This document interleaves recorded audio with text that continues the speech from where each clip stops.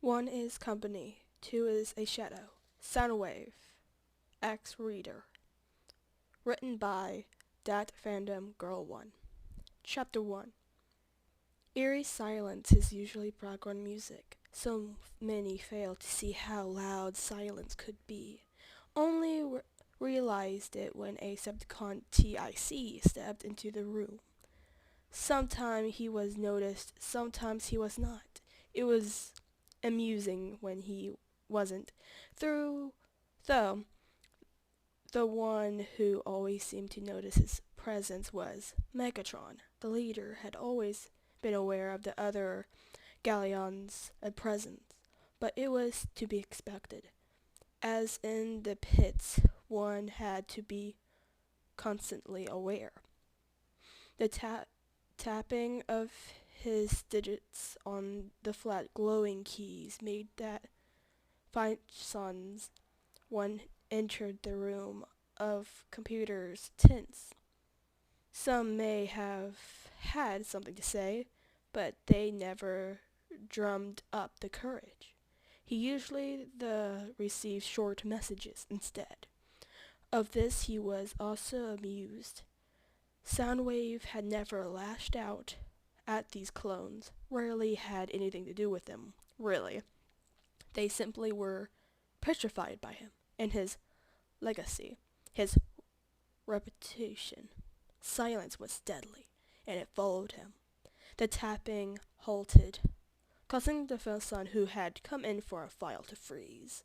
Soundwave ignored him and stepped out of the room. He did not give any his attention or a glance. There was always a more prizing matter at hand than socializing, something he really didn't know much about anyway, as he tried or wanted to. He could possibly hold a conversation, but speaking means not listening. Not listening means missing something, possibly something important. Soundwave was rather listen and hear what others have to say. Besides, action spoke louder than words. The late Decepticon entered another room, the communications room.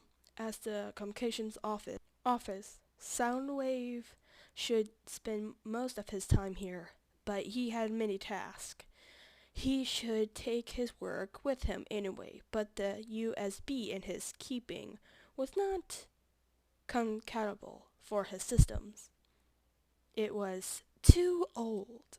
Knockout shouldn't even have it, but the medical officer always seemed to have something everyone else doesn't, unlike his eagle, that was shared by Starscream. Megatron at times would show such a fault, but Soundwave knew better than to compare him to those muddy, idiotic mechs. Their unfortunate decisions sometimes seemed to go hand in hand, and it did nothing to help the third in command.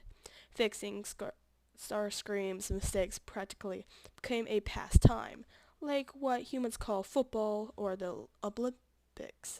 Speaking of such beings, Soundwave watched the pictures of the three human children brighten his screen. Such odd creatures, yet not too different. Driven by hurt, love, desire, hatred, the similarities had started the TIC at first. From governments to individual households and wars. But as he looked over their history, he realized it did not matter. Unlike Cybertronians, humans were bound to death. This was not the only thing that separated their species, of course, but it was the most intriguing to Soundwave. To him, death was merely a consequence of failure, not something oddly invincible.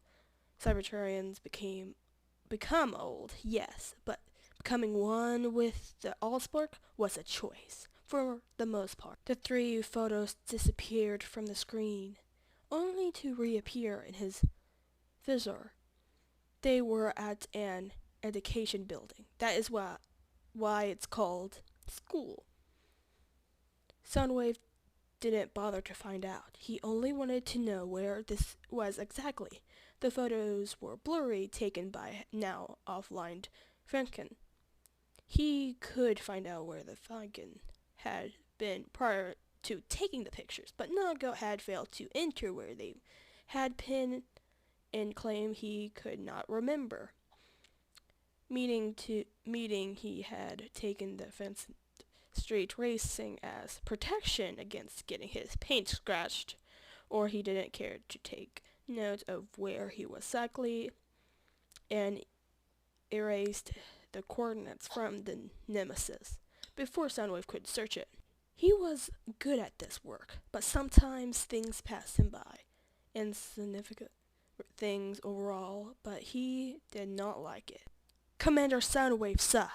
The mech was no indication he listening, only taking the USB out of the console and heading it to the Falcon.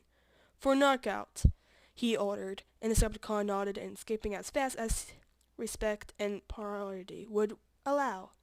Soundwave then received the message the Falcon was going to give him. He was to watch over another mining operation due to Starscream's current injuries. The communications officer searched the medical files and found that the Seeker had recently been involved in a cave-in. Not surprising, as he overlaw and cautious when ordering others around and let it get to his helmet far too quickly. Laser Break would do this task well enough.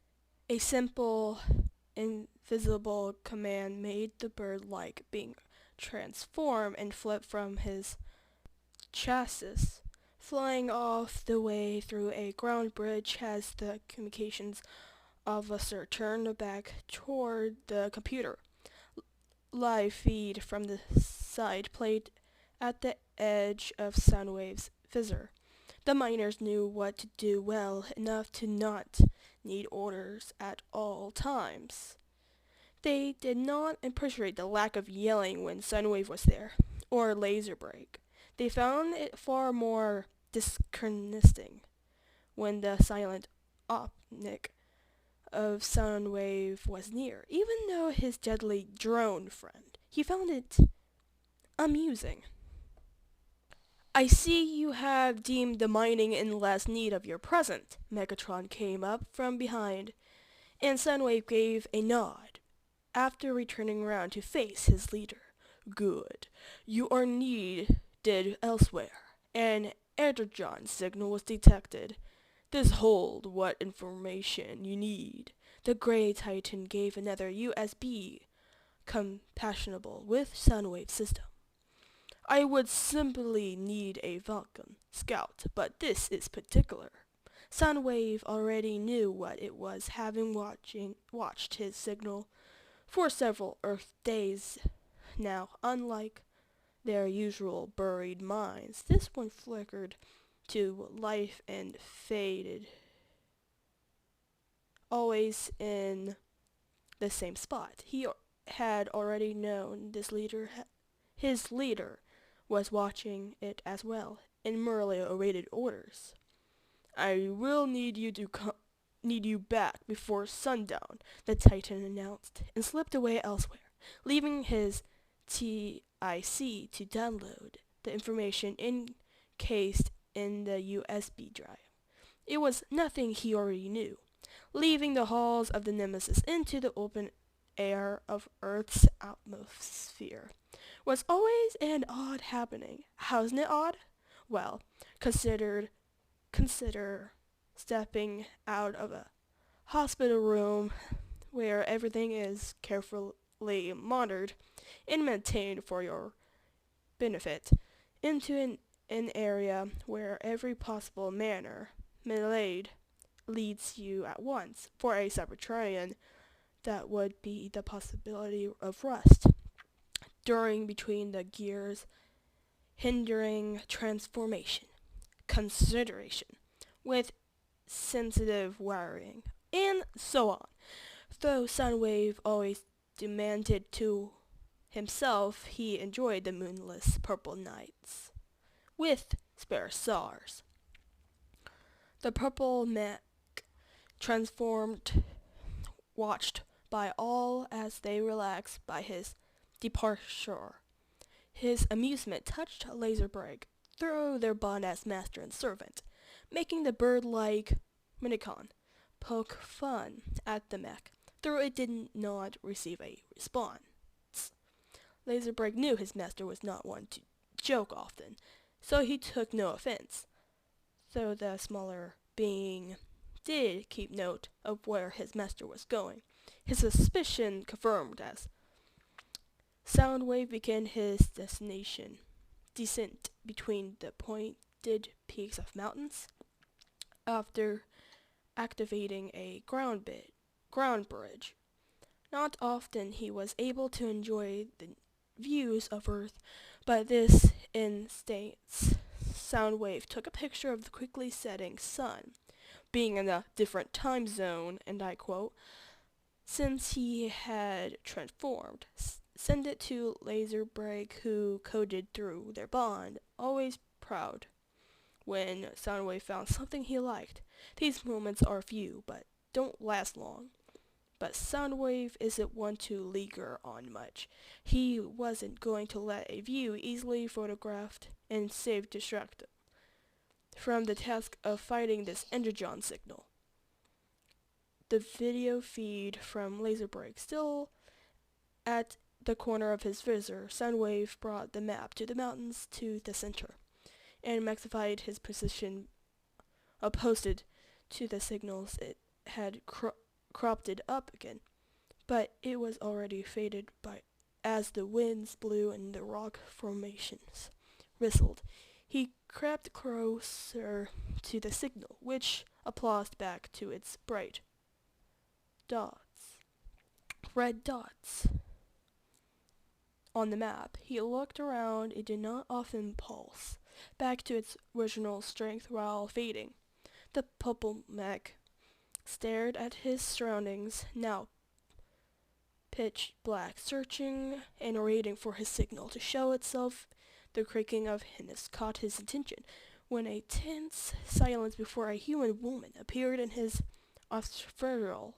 He dared not move after hunching over a cliff's edge, watching the rather unexpected being. Soundwave believed himself to be well hidden in dark, but wide looked from this human female. Otherwise, she stared at his now blank visor.